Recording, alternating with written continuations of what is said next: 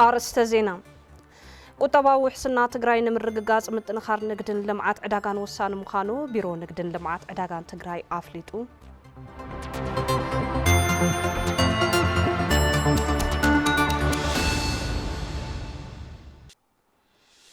بهراو هلونا تجراي نمقصال ميديان كوميونيكيشن تجراي كاند جند انغيرن كسر حيقبايلو بيرو بدايات كوميونيكيشن تجراي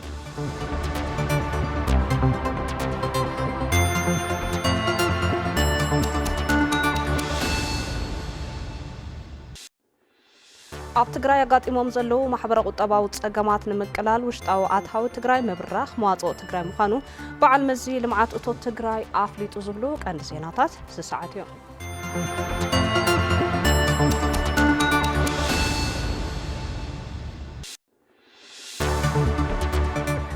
سلام دعنا هبلي كم يوعدكم خبركم تملكتنا نعلة عربي نساعة حدا مشت زمرتنا يوم استفلالي زيناتات حيزنا قريبنا لنا زيناتات بمسساي أنا لوام قبل كده بمداي ملكة قوانقوا سلامون هايلو بسم الله سوما استوديو تلفزيون تقراي حابيرناكم كنت أنحنا نمكتالكم عزينا إنا نمسجن ኣብ ትግራይ ኣጋጢሞም ዘለዉ ማሕበረ ቁጠባዊ ፀገማት ንምቅላል ውሽጣዊ ኣታዊ ትግራይ ምብራኽ መዋፅኦ ትግራይ ምዃኑ በዓል መዚ ልምዓት እቶት ትግራይ ኣፍሊጡ መርሃው ተስፋይ ከምስዕ ከርበልና በዓል መዚ ልምዓት እቶት ትግራይ ስርዓት ምሕደራ ግብሪ ኣመልኪቱ ምስ ኣመራርሓ ቤት ምኽሪ ንግዲ ዘፈር ማሕበራትን መዳርግቲ ኣካላትን ዘተ ኣሳሊጡ ኣብቲ ዝተሳለጠ መድረኽ ካብ ተሳተፍቲ ርእቶታት ቀሪቦም كلهم عينتنا هافتي كركولهم زخولوا من جتات ندحر عاتيها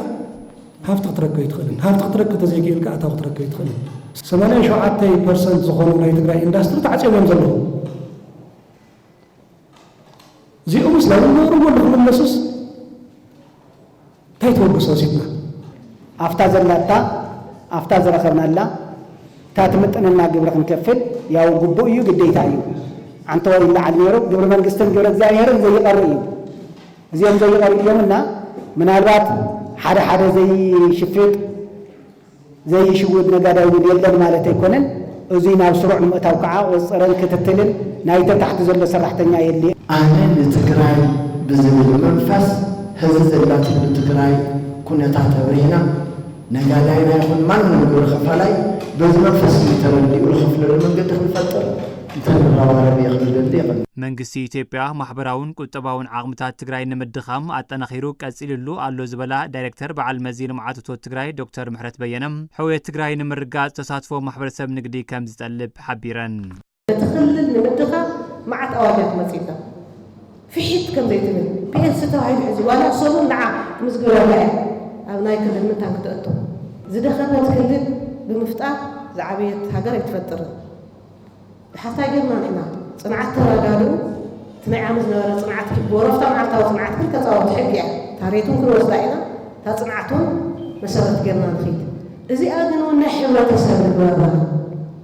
زي سرحوني سرحان أجي خلف الجور خلنا اللوا تسرحها كفيل يلوك مسخل اللوا عبزي تحفظ المتساقمات ولا صنعت حزق بوه من ديزل حدد الواخ تقبلها اللوا هوا اللوا بعلنا ننتهي وايفو بتاتخكل تماشي اسكع مجرشاو يصحنا قريتها مسرح عندنا اول جامعه تخلي كل اللي هلو كالتي هلو ناي بعد مسرح اللو ኣባል ፈጻሚ ስራሕ ዋሕት ዶክተር አብርሃም ተኸስተም ህዝቢ ትግራይ ኣብ ሓደጋ ህልውና ብምህላው ኩሎም ፍልፍላት እቶት ትግራይ ንዳግመ ህንፀትን ሕውየትን ክውዕሉ ኣተሓሳሲቦም 2019 ፀንቂቕና ምእካብ ክንተሓገዝ ኣለና ፍልይ ዝበለ ትርጉም ኣለዎ ቀጻሊ በጀት ዓመት ስለዚህ ከቢምበር ዓቕሚ ኣሎ ተማእኸላይ ላዕለዋይ ከፋለ ግብሪ بمولو حلافنت كخفل خنجبرو خنقللنا تزيلخه نطفق تعصينا ስለዚህ መንግስት ኢትዮጵያ ዝገብሮ ዘሎ ጻጥሲ ምምካት ማለት ግብሪ ግቡና በትሕጊ መሰረት መሊእና ብምኽፋል እዩ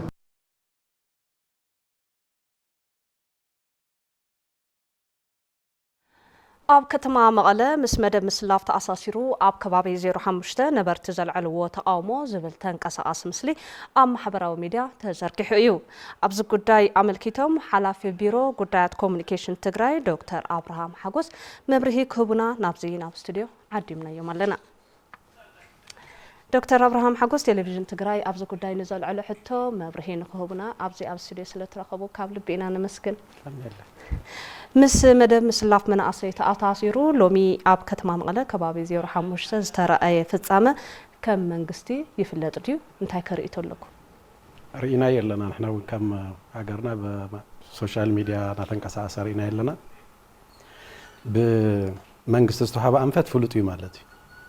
نصور زخون أنفت يتوهيو أب تجراي ناي بهراو هلون حدقا ينسلالو النالو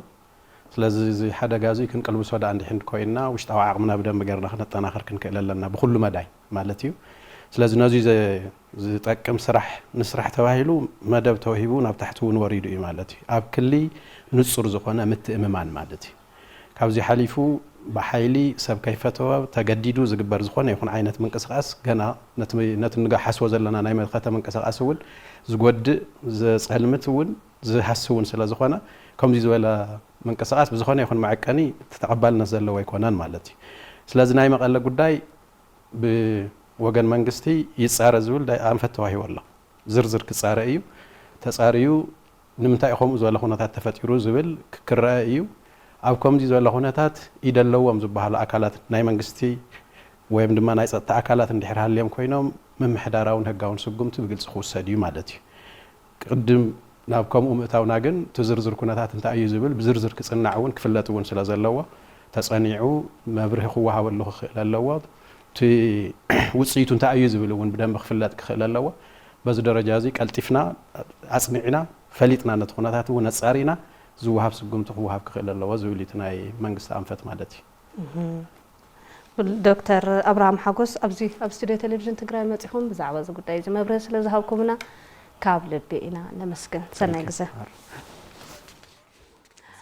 زيناتنا خنقصل قطباو حسنا تግራይ ንምርግጋጽ ምጥንኻር ንግድን ልምዓት ዕዳጋን ወሳኒ ምዃኑ ሓላፊ ቢሮ ንግድን ልምዓት ዕዳጋን ትግራይ ዶክተር ረዳእ በርሀ ሓቢሮም ቢሮ ንግድን ልምዓት ዕዳጋን ትግራይ ክረምታዊ መደባት መሰረት ገይሩ ምስ ማሕበሩን መድረክ ተኣካላትን ዘተኣሳሊጥሎ ፍስሓ ጽዮን ገብረ ኣብስጌ ከም ዝስዕብ ቀርበልና እዩ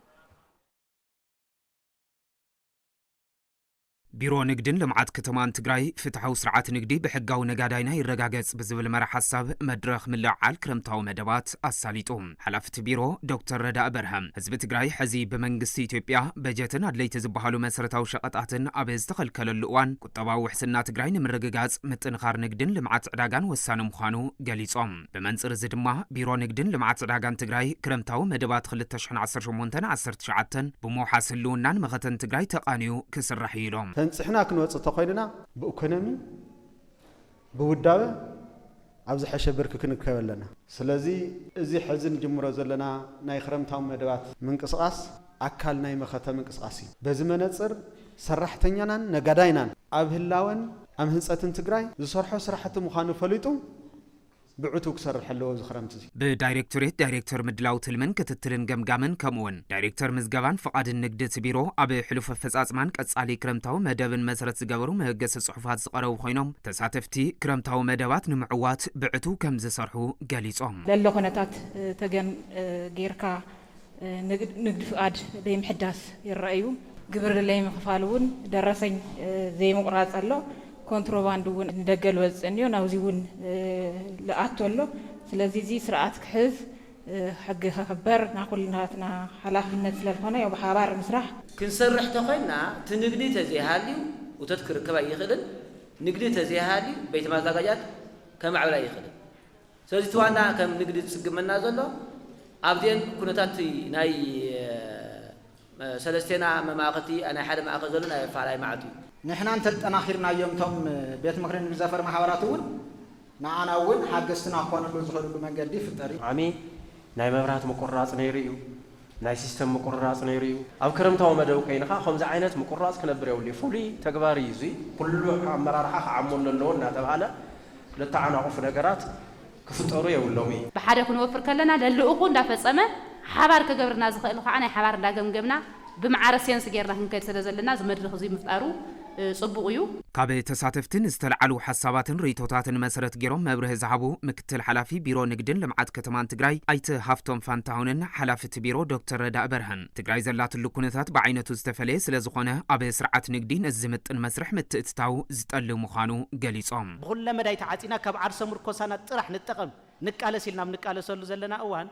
فلي بزباله ملكعو ناي نقدن اتوتن مدرخ بزغبا كنمرح يغبانا ارحق قبلنا كنرئ لنا كم ام نقدي زلنا امارار حان سرحتنا بو تدالينا نسرح ناتي ابدنا زلو صقاتات مملو نتقم توسخت صقاتات قعا مرأي كدلنا ايو ابت مدرخ كاب زوباتات دو مبراق مقالن مبراق انزمصو محاورات نقدن مدرك تاكلاتن تساتيفوم يوم بيراو هلونا تግራይ ንምቕጻልን ግዛታው ሓድነት ትግራይ ንምምላስን ኣብ ዝግበር ርብርብ ሚድያን ኮሙኒኬሽንን ትግራይ ቀንዲ ኣጀንዳን ገይረን ክሰርሓ ይግባእ ኢሎም ሓላፊ ቢሮ ጉዳያት ኮሙኒኬሽን ትግራይ ዶክተር አብርሃም ሓጎስ ቢሮ ጉዳያት ኮሙኒኬሽን ትግራይ ኣብ ትልሚ ሚድያን ኮሙኒኬሽን ኣመልኪቱ መሰሞያ ርክብ ህዝቢ ኣብያት ዕዮም መንግስትን ነጥፍቲ ማሕበራዊ ሚድያን ዝተኣሳሊጦም ኣለዉ ሃፍታይ ባህረ ተወሳኺ ጸብጻብ ክበናይ ቢሮ ጉዳያት ኮሙኒኬሽን ትግራይ ኣብ ትልምን ዝተፈላለዩ ዛዕባታትን ሚድያን ኮሙኒኬሽንን ኣመልኪቱ ንሰሞያ ርክብ ህዝቢ ኣብያት ዕዮ መንግስትን ነጥፍቲ ማሕበራዊ ሚድያን ኣብ ከተማ ውቅሮ ዘተ ኣሳሊጡ ብሔራዊ ህልውና ትግራይ ንምቕጻልን ግዛእታዊ ሓድነት ትግራይ ንምምላስን ኣብ ዝግበር ርብርብ ሚድያን ኮሙኒኬሽንን ትግራይ ቀንዲ ኣጀንዳን ገይረን ክሰርሓ ይግባእ ኢሎም ሓላፊ ቢሮ ጉዳያት ኮሙኒኬሽን ትግራይ ዶክተር አብርሃም ሓጎስ ብሔራዊ ህላወ ንምውሓስ ሉዓላውነት ትግራይ ንምርግጋጽን ኣብ ትሕቲ ወረርቲ ዘሎ ህዝብና ናብ ቦትኡ ክንምልስ استسددون كنملس ግዛታው ሓድነት ናይ ትግራይ ናይ ምምላስ ጉዳይ ቁልፍ አጀንዳ ናይ ኸውን ማለት እዩ ህዝብና ይቅድም ቀዳደም ናብ መረበቱ እስክምላስ ኣብ ውሽጥ ወረርቲ ኮይኑ ዝሳቀ ዘሎ ማንነቱ ቅይር ዝግደድ ዘሎ በዓፀው ቀለለ ዝቅጠል ዝርሸን ዘሎ ናብ መረበቱ ተመሊሱ ስሩዕ ህይወቱ ክመርሕ ናይ ምግባር ጉዳይ ቁልፍ አጀንዳ ናይ ኸውን ማለት እዩ ብሔራዊ ህልውና ትግራይ ንምውሓስ ዝወፁ ኣዋጃትን መምርሕታትን ሕብረተሰብ ክፈልጦማ ምግባር ዓርሰም ምርኮሳ ኣብ ምጥንኻርን ሚድያን ኮሙኒኬሽንን ክሰርሕሉ ይግባእ ዝበሉ ዶክተር አብርሃም ዓቕምታት ትግራይ ክጠናኸሩን ጽጽይ ሓበሬታ ኣብ ምቕራብ ክስራሕ ይግባእ ድማ ኢሎም ህላወን ድሕንነትን ትግራይ ንምርግጋጽ ዝወፅ ኣዋጅ ዝብል ኣሎ ሕድሕድ ሰብ ክፈልጦ ክርድኦ ናይ ምግባር ስራሕ ድማ ናይ ኩላትና ስራሕ ጌርና ኢና ክንወስዶ ዘለና ዝብል ማለት እዩ ዓርሰም ምርኮሳና ክነጠናኸረላ ዝኾነ ትኹን ዓቕሚ ትፈጥረልና ነገር ብሙሉእ ሞቢላይዝ ጌርና ምስራሕ ምህዞም ውሳኽ ናይ ኩልና ይኸውን ኣብ መሬት ቤት መዘጋጃ እቶትን ካልኦት ኣብያተ ዕዮ ዘለው ጠንቂ ሰናይ ምምሕዳር ኣሰራርሓታትን ኣገልግሎትን ኣብ ምቅላስ ድማ ርክብ ህዝቢ ኣብያተ ዕዮን ሚድያታትን ትግራይ ትኹረት ጌረን ክሰርሓ ይግባእ ኢሎም እቶም ሓላፊ ከቢድ ዝኾነ ናይ ክራይ ኣካብነት ስንወሎ ናይ ብልሹ ኣሰራርሓ ፀገማት ስንወሎ ሱር ዝሰደደሉ ኩነታት እንዲያ ትግራይ ማለት እዩ ዳርጋ አገልግሎት ናብ ሸቀጥ ዝወረደሉ ኩነታት ይራሎ ብፍላይ መሬት መዘጋጃ ቤት ኣብ እቶት ከባቢ ምስ ፋይናንስታት ዝተኣሳሰር ብጣዕሚ ከቢድ ዝበሃል ፀገማት ከም ዘሎ ትዝስማዕ ንኽትሰምዖን ንኽትኣምኖን ዘደንፁ ነገራት ኢኻ ትሰምዕ ማለት እዩ ስለዚ ሕድሕድ ሴክተር ኣብዚ ጉዳይ እዚ እንታይ ክሰርሕ ዘለዎ ዝብል ነፂሩ ክሰርሕ ዘለዎ ማለት እዩ ሃልዋትን ድሕንነትን ህዝቢ ትግራይ ኣብ ምርግጋጽን ስሉጥ ዝኾነ ስርዓት ሓበሬታ ክህሉ ዝተዋደደ ስራሕቲ ሚድያን ኮሙኒኬሽንን ክህሉ ይግባእ ዝበሉ ድማ ምክትል ሓላፊ ቢሮ ጉዳያት ኮሙኒኬሽን ትግራይ ኣይተጸጋዛ ኣብካሳ እዮም በዚ ዙርያ ካብ ተጻበተ ሓይልታት ልመጹ ሓደገኛ ዝኾኑ ኢንፎርሜሽንስ ሚስ ኢንፎርሜሽን ኦር ዲስ ኢንፎርሜሽን ተሃልዩ ፌክ ኒውስ ተሃልዩ እዚ ብሰዓቱ መብራህ በትንታን እዚ ካብ ኩናት ገና ዘይወፀ ማሕበር ህዝቡን ኣብ ማሕነቆ ዘሎ ህዝቡን ኣብ ሲጂ ኤንድ ብሎኬት ዘሎ ማሕበር ይዘለና ብዙሕ ከበባ ብዙሕ ፀበባ ኣሎ ናይ በጀት ምክልኸል ኣሎ ከመይልና እዚኦም ተሳጊርና ክንሰርሕ ልብል ነገር ድማ ተናቢብኻ ተዋዲድኻ ብሓፂር ግዜ ትርጉም ዘለዎ ነገር ምምፃእ ይከኣል ሚድያን ኮሙኒኬሽንን ዓቕሞም ክዕብዩን ብቴክኖሎጂ ክዕጠቑን ዘጋጥምዎ ፀገማት ኣብ ምፍታሕ መንግስቲ ክሰርሐሉ ይግባእ ድማ ኢሎም ተሳተፍቲ እቲ መድረኽ ባዕሉ ዝኸኣለ ግንባር እዩ ዝብል ብተግባር እዩ ክግለጽ ዘለዎ ዝብል ሓሳብ እዩ ዘለኒ ክጠናኸር ክኽእል ኣለዎ ብተግባር ኣመራርሓ አካላት ነዚ ሴክተር እዚ ግቡእ ጠመተ ክውጎ በቲ ሴክተር ንሱ ዝወፅእ ኩለ መዳይ ትልሚ ኣካል ትልሞም ገይሮም ክርእይዎ እውን እቲ ናይ ኮሙኒኬሽን ሲስተም በቲ ተጀሚርዎ ዘሎ ዓቕሚ ክዕቢ ክኽእል ኣለዎ ሕድሕድ ሴክተር ነንባዕሉ ፕላትፎርም ክኽእል ኣለዎ ክተኣሳሰር ክኽእል ኣለዎ ከም ርክብ እዚ እውን እዚ ብምጥንኻር እዚ ብምትእስሳር ኣቢልካ تناي تكنولوجي سرحتنا ون بفلاي خزي ورقة ناي مقنا سرح كسرح كخلولو بيت مخري كتم أخصم أو ربع زمن مبلغ 46 سرعة قبائل أب كل تشحن 10 شمونتن بجت عمد أمر رجاز لمعتن محصلة من تأتان حبرة سبز تبع عسرة خمس توجنوا جمجمو سبب فتاة مع مدى بصرح كل تشحن 10 شمونتن عمد مرت زقربو كتبا كتم أخصم أيت تكو حيلو أبز زازم زلو بجت عمز تصرح سرحة المعت زحجة فتاة مع زرم رمن نزقط له سرحتي مسر الزخونون يوم إلهم اتبيت مخري لوم زبن بستمدبه لعلى 380 مليون بر بجت زتوجنوا سرحة هنصات توسختي ممهر كفلتات من صاف أمني مزرقح مسرة المعات ماين مبرهتن هنصات أبيات صحفت أبياتاتن كالو سرحة المعاتن زحشفت أزمة زنبرم مخانم جمجمو أفتخدما عامتات مخاتها بمودة وحس سلامن دحننة المرقاز زي تسرحوا سرحتي وتصيتها وخمس نورو زقمقمة بيت مقري ازي تتناخيرون خاصل كلن ودابتات أبيات عيون زتواهبن عمام بقبوك في السما خمس قبا أتحساسبو اتبيت مقري أبكل تشحن 10 شمونتن عامة مرت جزيو زبقعة مواقراو بلان اتا ختمان عبيت اتا ختمان أب قمت بزقتوا حدش بلان كساب زدالو اتزنبر بلان نخلت عامت كنواح وسينلو اتبيت زقربلو كلسا بجت بزرزر بمرأي تتحيز زنبرة 1.1 مليون بر بجت ناب 700 مليون بر كنكي زقربة كلسا بجت بمصداقن شمت حدش كنتيبا اي تحقوس كحساي بمصداقن قبايقو زازيمولو بتزامات زينا بيت مخركة مع عدقرات عبرو عايزمن مبل 16 هطوز قبايقو نايت منبرو نقوسا كنتيبا كتما عدقرات غيرو شيمولو بتوساخي اتبيت مخري وكيلوم اب كند ممهر تادسة قبري هانس اب كلل تقراي ترقام حقيكم شنكوينام كقلقلو ممهر قبري واتنقوس تكيوم نمسداد أصدقهم اللو أموداتها نبر كنتوا كتما عدقرات أيترد أقبر إغزابيرن حدش تشمو أيتا منبرن نقوسن رخكب تفتيمو كان تصاب بيت صحفت كوميونيكيشن كتما عدقرات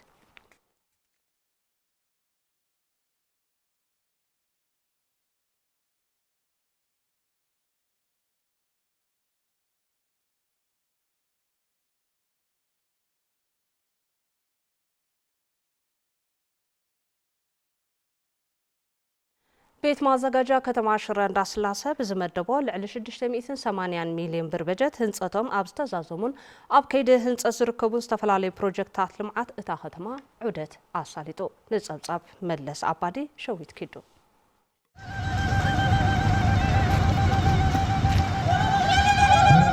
بيت مزاجا كتما شرندا سلاسي بزمدو لعلي 680 مليون بروصاي هنصتهم اب استزازمون اب كيد هنصت اب زركبون استفلالي مسرت المعات عدت تساليتم تم عدت استغبرلهم سراحتي صصر منغدي هنصت فولي بيت تمرتي شرندا سلاسي منصف صرب امني زرغح مبراهتي سبع كارين كالوتن انتخونو زي تسرحو مسرت المعات زنورم صقمات زقالو كم زخونو نبرتي تزاريبم تعانو عبي لوتي نزي مكرريهم دما تم بتحتنا زلو دقنا نابي تقبلهم تابي زبلص غرم كسرحو تسفاي غدر حجبور كم تجمر زنيه زحانق انداستخاخلك عبي لمعات عبي وصيخ كبر دس يبلي تي ابسب عكري خبابي زنبره والكا توحيد زنبره خبابيو سبون وطي ابزيات ولو خبابي نيرو افتحجي تجميرو زلغن دس بال تسرحو لمعات مبراهتي صرغيا ناي تطر منغدي إيرينا على في بيت مزاجا تا ختما ايت تخلويني توماس ابزي عامت لعلي 680 مليون بر بمداب زت فلالي سرحاتي مسرت المعات تهانيصوم اغلغلوت انهاو كم زركو بمحبار زترفون ابزي قرب اوان هنصوتهم بمززام ناغلغلوت كفتي كم زخون غليصوم للعلي حدشح نواري ويدما مرحتي سدرا غلغالت زب ناي مبرات زرغا استخاناو للي مالك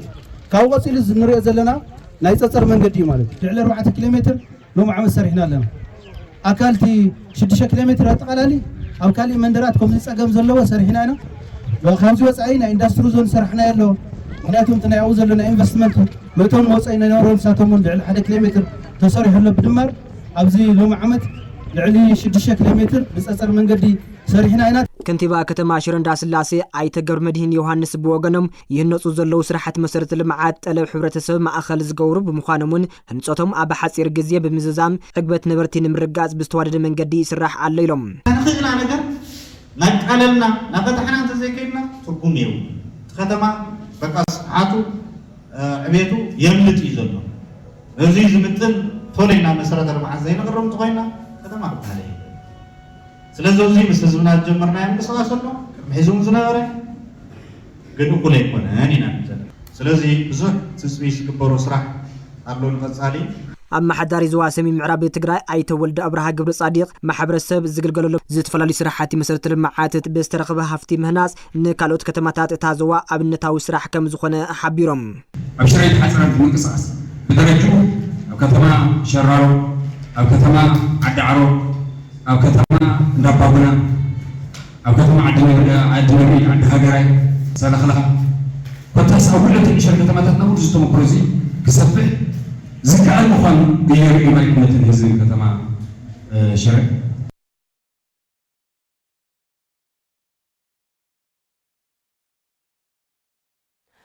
ሎም ዓመት ዝካየድ ወፍሪ ምኽፋል ግብሪ ትግራይ ገጢምዋ ዘሎ ክልከላን ዕፅዋን ዝፃወርን ንዝበፅሕ ቁጠባዊ ተፅዕኖን ምፍታሕ ይግበር ኣብ ዘሎ ምድላው ኣካላት ኣመራርሓ እጃሞም ክፍፅሙ ከም ዝግባእ ምምሕዳር ክፍለ ከተማ ሓወልቲ ኣብ ዘካየዶ መድረኽ እቶት ኣፍሊጡ ኣብታ ክፍለ ከተማ ካብ ግብሪ ክእከብ ዝተተሓዘ 660 ሚልዮን ብር ትልሚ ንምዕዋት ከም ዝረባረቡ ድማ ኣመራርሓ ዝተፈላለያ ኣብያተ ዕዮታ ክፍለ ከተማ ገሊፆም ንዝርዝሩ ገብረመድህን ተወልደ መድህን ኣብ ክፍለ ከተማ ሓወልቲ ኣመራርሓ ኩለን ኣብያተ ዕዮ ዝተሳተፋሉ ግብሪ ንሕውየትን ዳግመ ህንፀትን ትግራይ ብዝብል መሪ ሓሳብ ወፍሪ ምልዓል ምኽፋል ግብሪ ተኻይዱ ኣመሓዳሪ ክፍለ ከተማ ሓወልቲ ኣይተነጋሽ ካሕሳይ ሎም ዓመት ዝካየድ ወፍሪ ምኽፋል ግብሪ ትግራይ ገጢምዋ ዘሎ ክልከላን ዕፅዋን ዝፃወርን ንዝበፅሕ ቁጠባዊ ተፅዕኖን ምፍታሕ ይግበር ኣብ ዘሎ ምድላው ኣካላት ኣመራርሓ እጃሞም ክፍፅሙ ከም ዝግባእ ይገልጹ ዝለዓለ መሪሕነት ዓሪፍዎ ኩሉ ዓይነት እቶት ንእኮልን ተመሊስና ናብ ልምዓት ነውዕለሉ መድረኽ ንኸልሰ ዘለና ነቲ ዝገጥመና ዘሎ ናይ ጠቕላላ ዕፅዋን ክባን ጠቕላላ ዝሰብር መደብና ሒዝና ንቃሳቀስ ዘለና ማለት ናይ መሪሕነትና ናይ ወሃፍራ ምትእሳርን ናይ ክትትልን ገምጋም ስራሕትና ማእኸል ጌርና መደብ ሒዝና ክንወፍር ዘለና ኢና ዝተኣኪብና ዘለና ማለት ኣተሓባባሪ ከይዲ ስራሕ መረዳእታ ቤት ፅሕፈት ልምዓት እቶት ክፍለ ከተማ ሓወልቲ ኣይተ ኪዳነ ሓጎስ ሎም ዓመት ንክራይን ኣካራይን ሓዊሱ ኣፍታ ክፍለ ከተማ ካብ ዘለው ልዕሊ 11,000 ነጋዶ ልዕሊ 660 ሚልዮን ብር ክእከብ መደብ ተታሒዙ ኣድለይቲ ቅድመ ምድላዋት ይውገኑ ከም ዘለው ይረዱ ምስ ናይ ጣብያ መሓወር ዘሎ ምስ ናይ ነገዳ ኣመራርሓ ዘለውን 2-3 ግዜ መድረኻት እውን ኣካይድና ኢና ዘለና ማለት ነዚ ድምር ኣብርኻ ትረአ ተሎ ኣብ ከባቢ 660 ሚልዮን ኣብ ዝሎም ዓመት እዚ ክካወሎ ዝብል ከም ትልሚ ሒዝና ዘለና ኣብታ ሓምለ ክትኽፈል ዝግባእ ግን ከባቢ 72 ሚልዮን ኣብ ሓምለ ኣብ ሓደ ውሽጢ ወርሒ ክእከብ ዝግባእ ዝብል ኢቱ ምንቅስቃስ ዘሎ ኣጠቃላይ ካብይ ዝእከብ ዝብል ያው ካብ 3 ዓይነት ክእከብ ካብ ቀጥታ ዝኾነ ታክሲ ካብ ቀጥታ ዘይኮነ ታክሲ ዘይኮነ እውን ስለ ዘሎ ንዚኦም ተተንቲኖም ካብዚኦም ክንእከም ዝግበና ክንእከብና ናይ ባዕሉ ስከጅሉ እውን ኣሎ ተነጋዳይ ኣተሓባባሪት ከይዲ ስራሕ ምትእኻብ እቶት ቤት ማዘጋጃ ክፍለ ከተማ ሓወልቲ ወይዘሮ ትርሓስ ንጉሰን ሓላፊ ቤት ፅሕፈት ትልምን ፋይናንስን ክፍለ ከተማ ሓወልቲ ኣይተ ተስፋ ሚካኤል ገብረ ማርያምን ካብ ግብሪ ክእከብ ዝግቦ እቶት ንምእካብን ትግራይ ገጢምዋ ዘሎ ክልከላ ድጎማ በጀት ብውሽጣዊ ዓቕማ ስራሕቲ ዳግመ ሕውየትን ህንፀትን መሰረተ ልምዓት ክተካይድ መሪሕ ግድኦም ከም ዝፍፅሙ ይዛረቡ ያውዚ ምስ ለሎ ማሕበረሰብ ተረዳዲእኻ ክሳብ ታሕቲ ለሎ መዳርኽቲ ኣካላት ተረዳዲእኻ እቲ ኣታዊ ከኣቲ እዩ ልብል ተፅቢት ይልኒአና ምክንያቱ ስሩዕ ፅንዓት እውን ተገይሩሉ ስለዝኾነ በጀት ሕፅረት የጋጥምሎ እዩ ዝህዚ ሰዓት ለሎ ኑዚ ንምሽፋን ተዋሂሉ እንደገና ትኩረት ተዋሂብሉ በብመድረኹ ክእከም ለሎ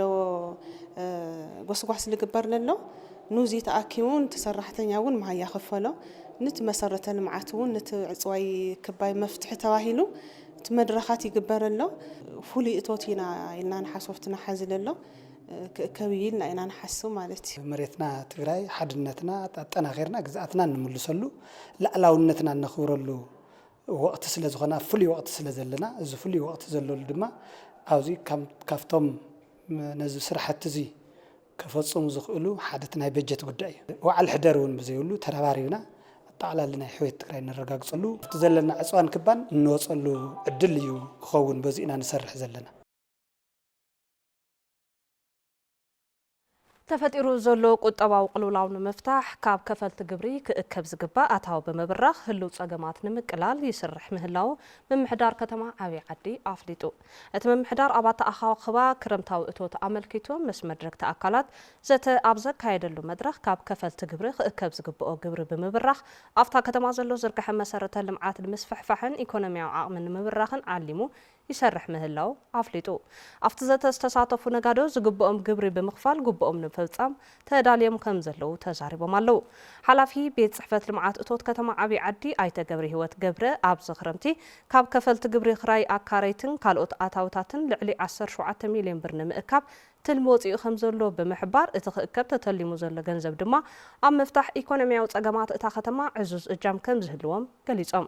ከንቲባ ከተማ ዓቢ ዓዲ ኣይተ ተኽላይ ተስፋይ ኣፍታ ከተማ ዝረኣዩ ዘለዉ ሕጽረት ዝርግሐ መሰረተ ልምዓትን ጸጥታዊ ዘይምርግጋዕን ንኽፍትሑ ህልው ሕጽረት በጀት ብምቕራፍ ጸገማት ነበርቲ ንምቅላል ይስራሕ ከም ዘሎን ኣብ ዝኽረምቲ ካብ ከፈልቲ ግብሪ ክእከብ ዝግብኦ ገንዘብ ኣብ ዝተተለመሉ እዋን ንምእካብ ናይ ኩሉ ርብርብ ከም ዝሓትት ኣብሪሆም ከም ጸብጻብ ንጉስ ኣማረ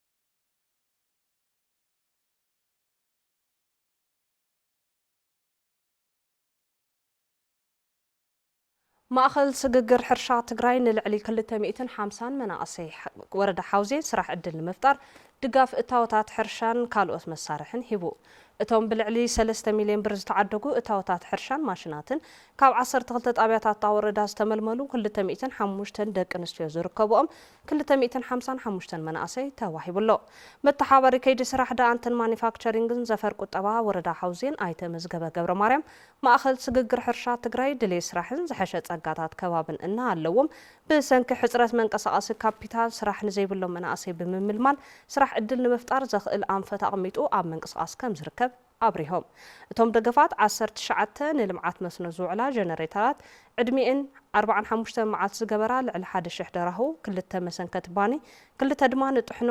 ቅመማ ቅመም ዝውዕላ ማሽን ከም ዝኾነ ኣይተመዝገበ ኣብሪሆም ተጠቀምቲ ዕድል ንዓርሶም ክኢሎም ካልኦትን ኣብነት ኮይኖም ዕድል ስራሕ ንኽፈጥሩ ከም ዝሕግዞምን ኣብ ዝገብርዎ ጻዕሪ ዝምልከቶም ሰብ ሞያ ሓገዞም ከይፍለዮም ተላብዮም ክብል ጉዳያት ኮሙኒኬሽን ወረዳ ሓውዜን ጸብጺቡ